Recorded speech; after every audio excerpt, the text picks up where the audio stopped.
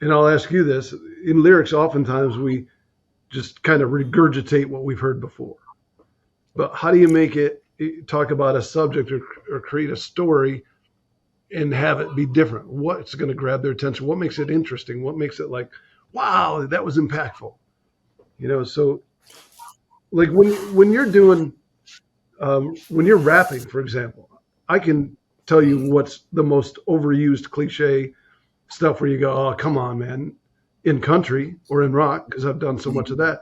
In hip hop, in rap, are there any lyrics that are just so beaten down that you're like, come on? Yeah, we got stuff like this that we frown upon, like, and there's little jokes, people who are very like wordy, they'll rhyme words like lyrical, miracle, spiritual, and so that's the thing now. Oh, you're one of those lyrical miracle guys, right? So cliche raps, right? You take the easiest route. Lyrical rhymes with miracle, rhymes with spiritual, so we want different words, habitual, pivotal. Like we want those, like, that's what we want. So we're challenging you to not do that. And I think because of the machine, the corporate machine, is like churning out these cookie cutter type artists, I think in every genre, really. Right. Oh yeah. These, because that's what makes the fast buck.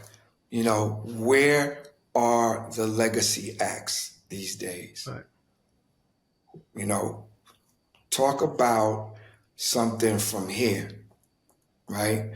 Don't try and sound like this artist and that artist. You get punched in the mouth. Back in these days, back in those days, if you said this artist sounded like that artist, there'd be a fight. There'd be a fight. Because that's called biting, right? You bit off of him.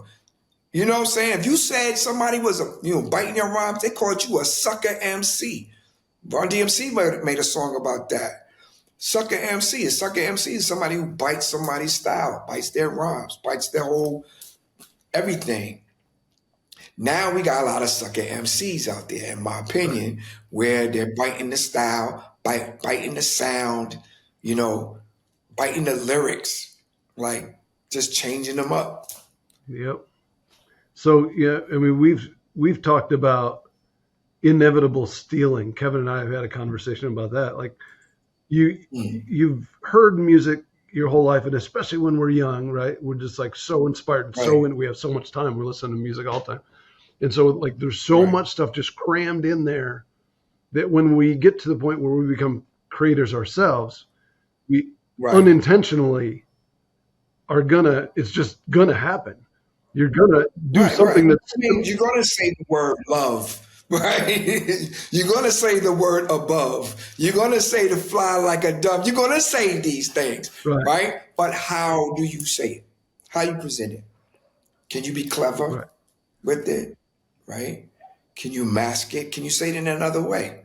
To me, that's key right there, man. It's like, first of all, identifying that you're in this habit of unintentionally stealing from where you came from. And then respecting it and being like, okay, I have this pattern. And I said dove again in this song, with love again in this song, and the hearts again in this song. Like, how do I now grow? And how do I use the other words? And you were just talking about that. Like, there's a whole vocabulary out there that people aren't using. What will set you apart is the fact that you're being a little innovative with your lyric writing instead of just dropping into that same easy line. Right.